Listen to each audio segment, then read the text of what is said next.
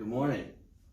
This lesson is for my Honors Integrated 1 class. We're going to be starting lessons out of our book, which I need to learn how to assign assignments online through that. But until I do, I'm going to assign assignments the way that we've been seeing them. So I'm going to talk just about a couple of concepts today. Let's go ahead and jump right in. But actually, before I do that, I want to say I hope everyone's doing okay out there. And let's just go ahead and get started with our lesson. So we have two goals today. Our first goal is to set up proportions to find unknown dimensions. And a dimension is like a measurement. Like my height is a dimension. My weight is a dimension. You can even say my age is a dimension. But we can set up these little equations to find unknown dimensions, and they're actually quite useful. The second goal is to use a conversion one to convert the measurement. So sometimes it makes sense to measure something in feet or in inches, and so I'm going to show you how to bounce back and forth. I had some experience working at a surf shop, and we would get a lot of international clients coming in, and they don't weigh themselves in pounds. They weigh themselves in kilograms, and so you have to know how to figure out how to convert their weight into our pound standard, because wetsuits are sized by height and weight. So I had to use this math at a surf shop. So it's out there, it's being used, and I've also used it when I help scale. This is more about proportions. One of the things people do is they like a shape of a surfboard, and they want either a larger version of that or a smaller version of that, and this kind of math is used to do that. So let's just go ahead and jump in. This is, I think, a pretty straightforward lesson.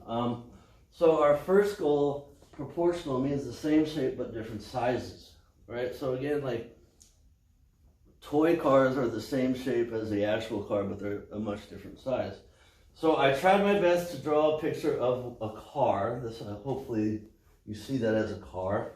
And this is our real car, and I just made up the dimensions. It has a length of 20 feet and a height of 6 feet. So that's a tall car, I guess. I didn't think about that. I should have made the height like a little shorter, but it's a tall car.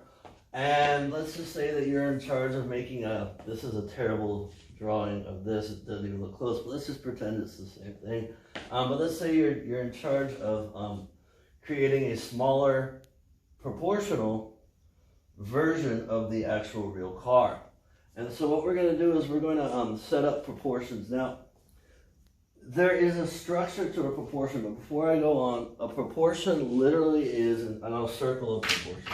A proportion is an equation where you set up two measurements from one object, and it's compared to the other object. So I said I want my height of the car in the numerator, I want my length of my car in the denominator. You can switch that.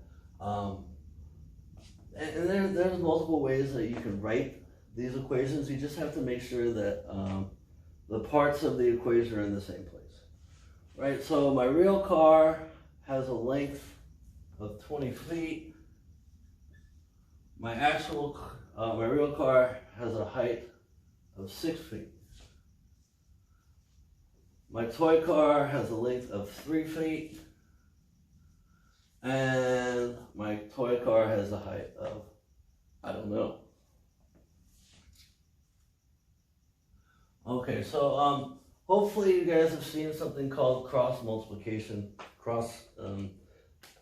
and we're actually going to use that to solve this. So again, you want to put the measurements in where they go correctly, and so we just multiply across. And I could have used an X right here, but I'm just using a question mark. So that means that 18 would be equal to 20 times my unknown value. It could be X. And then to get this unknown value by itself, divide both sides by 20. Now, if you had a calculator, you would get the exact decimal value of this. But what this value means to me, the way it's written, is that I can confidently say that the height of the car is going to be smaller than a foot. Right? So again, this is how I can use this type of mathematics. This is called scaling. This math is very useful in scaling objects. And scaling objects, what that means is you're making them larger or you're making smaller. And keeping them proportional. Making proportionally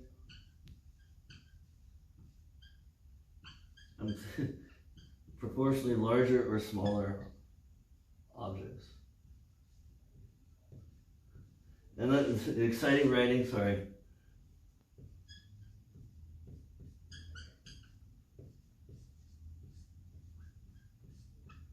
And again, like I said, this is a useful math. You could use it in things like recipes.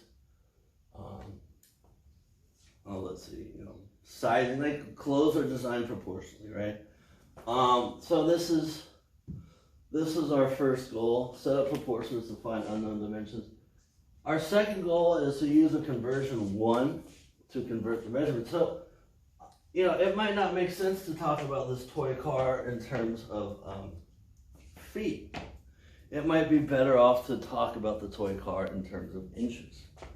And so we would need to know how to go from inches to feet or feet to inches, pounds to kilograms,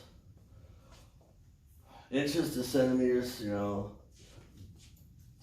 dollars to euros. It's a way to bounce back and forth, okay? And so let me start our second goal here. And again, our second goal is we're going to use a conversion 1 to convert the measurements. All right, so I don't see the number 1. Okay, so what I'm going to do is I'm going to write this equation twice. I'm going to write it twice and I'll show you. All right.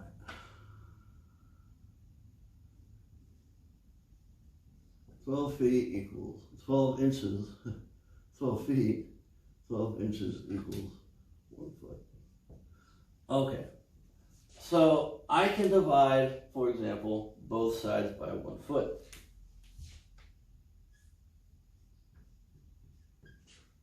And if I divide both sides by 1 foot, anything divided by itself, you can actually cancel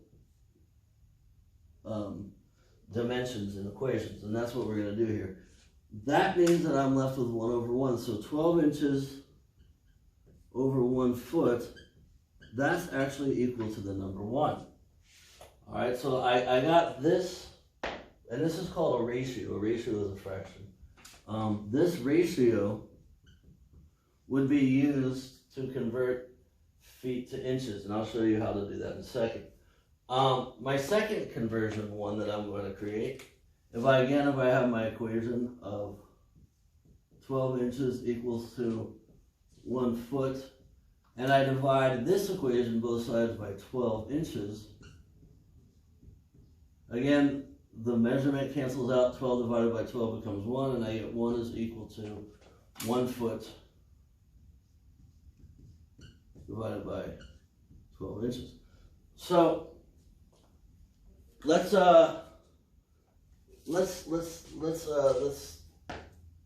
me say something before I move on, and it's a very important fact, and this is why this is called conversion 1s. Whenever you multiply by the number 1, you get that exact same value back, and this 1 is technically equal to this. So this version of the number 1 is going to allow me to cancel out feet and be left over with inches. This version of the number 1 is going to allow me to cancel inches and be left over with feet. So for example, if I gave you something like how many inches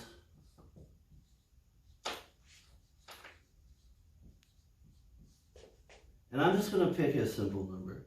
How many inches is 3.5 feet, right? So let's see here. So what we're going to do is we're going to say that we have 3.5 feet. And I'm going to multiply that by the number 1, because if I multiply that by the number 1, I'm not changing a value. And so now I'm left to ask myself, who do I want to cancel? I want to cancel feet. So that means I need feet in the denominator. So I'm going to use this version of the number 1, because if I multiply this version by the number 1, oh my gosh, I picked a huge number, but that's okay. If I multiply it by this number of this version of the number 1, I'm going to cancel feet. So now this becomes 3.5 feet times this version of my conversion 1 times 12 inches divided by 1 foot. And just like up here where the feet cancel because I had 1 in the numerator and denominator, that cancels down here. Okay, so now, oh my gosh, 3 12s is 36, half of 12 is 6, so 36 and 6 is going to give me 42 inches. So again, conversion ones allow you to go from one type of measurement to another type of measurement. They have to be measuring the same things. I can't go from pounds to feet, right? But again, it's a way to bounce back and forth between them. So hopefully this explains this to you. I don't have very many questions on this section. I tried my best to have a lesson that everything in this lesson should be able to answer the questions I'm going to assign from this section. So, if there's any questions, you can ask me at my office hour. And I think that does it for the lesson today. So again, I hope everyone's doing all right. I'll see you guys later. Bye-bye.